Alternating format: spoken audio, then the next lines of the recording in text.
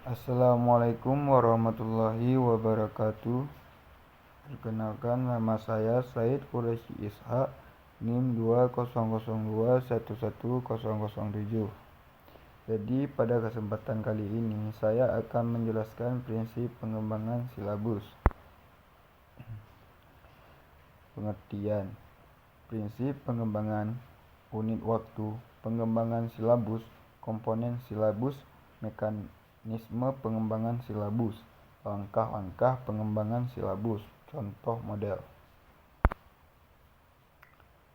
Pengertian silabus merupakan rencana pembelajaran pada suatu mata pelajaran yang mencakup kompetensi inti, KI, kompetensi dasar, KD, materi pembelajaran, kegiatan pembelajaran, penilaian, alokasi waktu, dan sumber belajar. Komponen silabus. 1.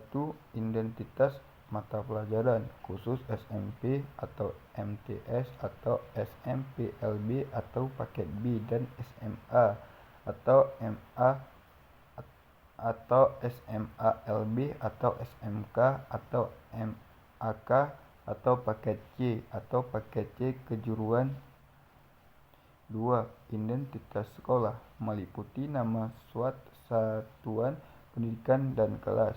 3. Kompetensi inti merupakan gambaran secara kategori mengenai kompetensi dalam aspek sikap, pengetahuan, dan keterampilan yang harus dipelajari pada peserta didik untuk suatu jenjang sekolah, kelas, dan mata pelajaran. 4. Kompetensi dasar merupakan kemampuan spesifik yang mencakup sikap, pengetahuan, dan keterampilan yang terkait muatan atau mata pelajaran. Komponen silabus. 5. Materi komponen memuat fakta, konsep, prinsip, dan prosedur yang relevan dan ditulis dalam bentuk butir-butir sesuai dengan rumusan indikator pencapaian kompetensi. 6. Kegiatan pembelajaran, yaitu kegiatan yang dilakukan oleh pendidik dan peserta didik untuk mencapai kompetensi yang diharapkan. 7. Penilaian merupakan proses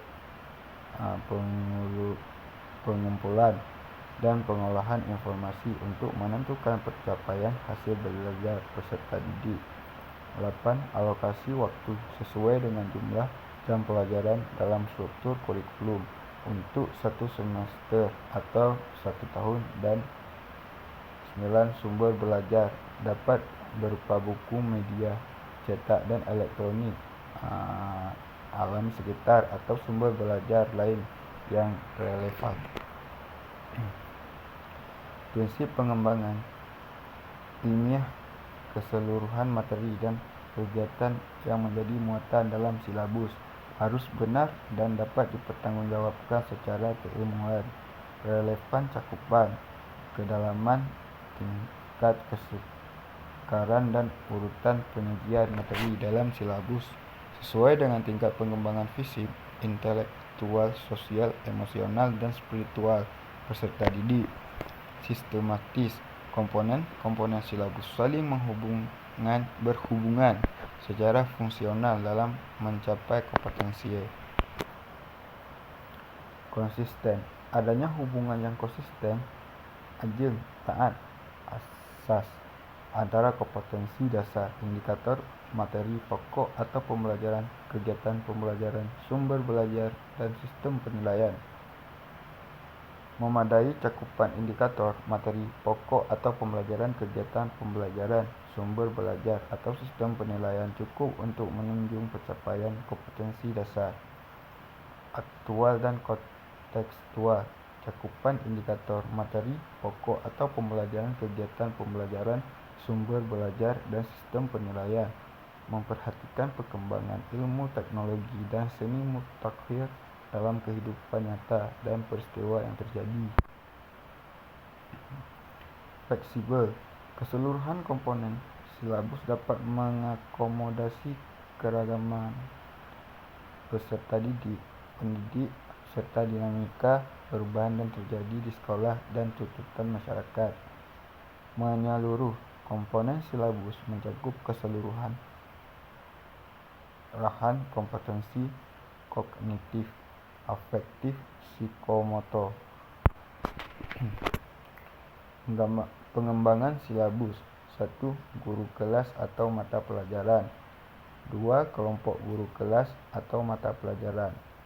3. Atau kelompok kerja guru, KKG atau PKG atau MGMP, di bawah koordinasi dan supervisi Dinas Pendidikan Kabupaten atau Kota atau Provinsi. Langkah-langkah pengembangan silabus. 1. Mengkaji dan menentukan kompetensi inti.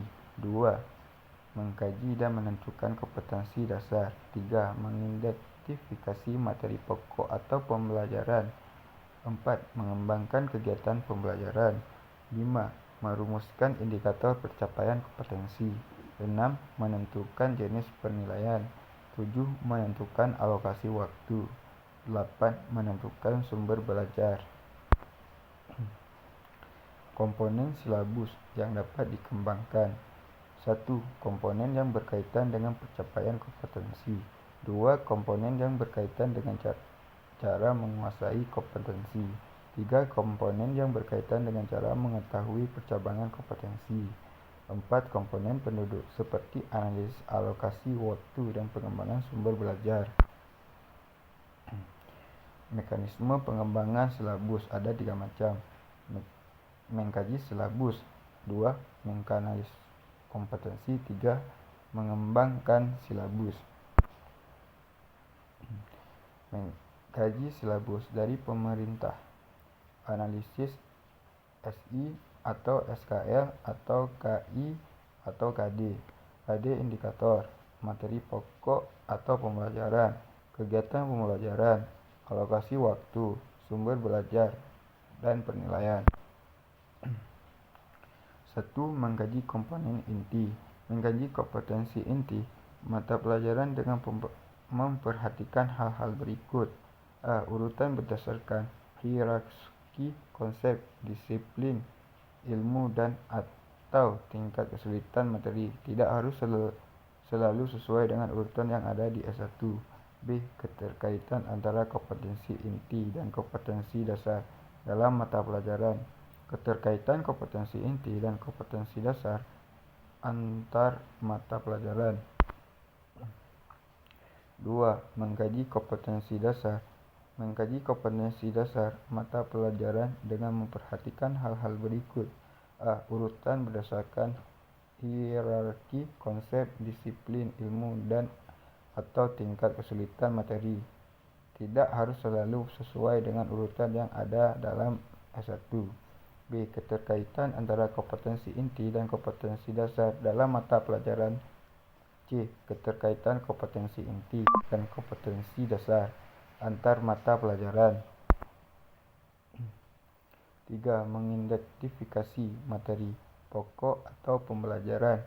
Mengidentifikasi materi pokok mempertimbangkan 1. Potensi peserta didik, relevansi dengan karakteristik daerah. 3. Tingkat perkembangan fisik, intelektual, emosional, sosial, dan spiritual peserta didik. 4. Kebermanfaatan bagi peserta didik. 5. Struktur keilmuan. 6. Aktualitas, kedalaman, dan keluasan materi pembelajaran. 7. Relevansi dengan kebutuhan peserta didik dan tuntutan lingkungan. 8. Alokasi waktu. Pengembangan kegiatan pembelajaran. 1.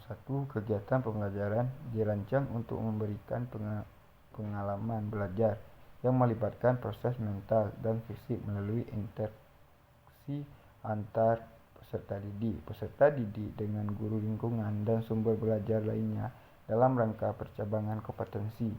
Pengalaman belajar dimaksud dalam terwujud melalui pendekatan pembelajaran yang bervariasi dan berpusat pada peserta didik. 3. Pengalaman belajar memuat kecakapan hidup dan perlu dikuasai peserta didik.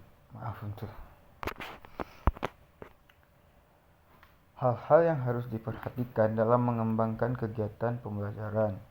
memberikan bantuan guru agar dapat melaksanakan proses pembelajaran secara profesional. 1. Memuat rangkaian kegiatan dan harus dilakukan peserta didik secara berurutan untuk mencapai kompetensi dasar. 2. Menentukan untuk kegiatan pembelajaran harus sesuai dengan hierarki konsep materi pembelajaran. 3. Rumusan pernyataan dalam kegiatan pembelajaran minimal mengandung 2 unsur penciri yang mencerminkan pengelolaan pengalaman pembelajaran peserta didik, yaitu kegiatan siswa dan materi. 5. Merumuskan indikator pencapaian kompetensi. 1. Indikator merupakan penanda pencapaian kompetensi dasar yang ditandai oleh perubahan perilaku yang dapat diukur yang mencakup sikap, pengetahuan, dan keterampilan. 2. Indikator dikembangkan sesuai dengan karakteristik 3. Peserta didik, satuan pendidikan, dan potensi daerah. 4. Digunakan sebagai dasar untuk menyusun alat penilaian. Pengembangan indikator. Setiap kali dikembangkan menjadi beberapa indikator, lebih dari 2 indikator menggunakan kata kerja operasional yang dapat diukur dan atau diobservasi. Tingkat kata kerja dalam indikator minimal kecapaian KD.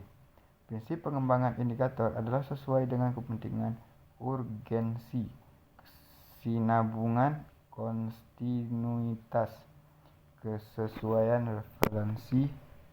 relevansi, dan kontekstual. Keseluruhan indikator dalam suatu KD merupakan tanda-tanda perilaku dan lain-lain untuk mencapai kompetensi yang merupakan kemampuan bersikap, berpikir, dan bertindak secara konsisten. Menentukan jenis penilaian. 1. Penilaian merupakan serangkaian kegiatan untuk memperoleh, menganalisis, dan menafsirkan data tentang proses dan hasil belajar peserta didik yang dilakukan secara sistematis dan berkesinambungan sehingga menjadi informasi yang bermakna dalam mengambil keputusan. 2. Penilaian dilakukan dengan menggunakan tes dan non-tes dalam bentuk tertulis maupun lisan.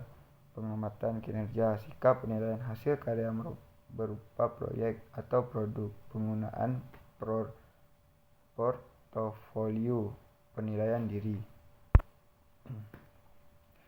Hal-hal yang perlu diperhatikan dalam menentukan penilaian. A. Untuk mengurus pencapaian kompetensi peserta didik yang dilakukan berdasarkan indikator. B. Menggunakan acuan kriteria. C. Menggunakan sistem penilaian berkelanjutan. D. Hasil penilaian dianalisis untuk menentukan tindakan lanjut.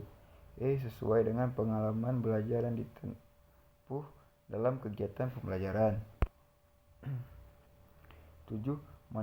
Menentukan alokasi waktu. Menentukan alokasi waktu pada setiap kompetensi dasar didasarkan pada jumlah minggu efektif dan alokasi waktu mata pelajaran per minggu dengan mempertimbangkan jumlah kompetensi dasar, keluasan, kedalaman, tingkat kesulitan, dan tingkat kepentingan kompetensi dasar. Alokasi waktu yang dicantumkan dalam silabus merupakan perkiraan waktu reratan dan menguasai kompetensi dasar yang dibutuhkan oleh peserta didik yang beragam. 8. Menentukan sumber belajar. Sumber belajar adalah rujukan objek dan atau bahan yang digunakan untuk kegiatan pembelajaran. Sumber belajar dapat berupa media cetak dan elektronik, narasumber, serta lingkungan fisik, alam sosial, dan budaya. Penentuan sumber belajar didasarkan pada standar kompetensi dan kompetensi dasar serta materi pokok atau pembelajaran, kegiatan pembelajaran, dan indikator pencapaian kompetensi. Contoh format silabus. Inilah contoh tabel untuk format silabus.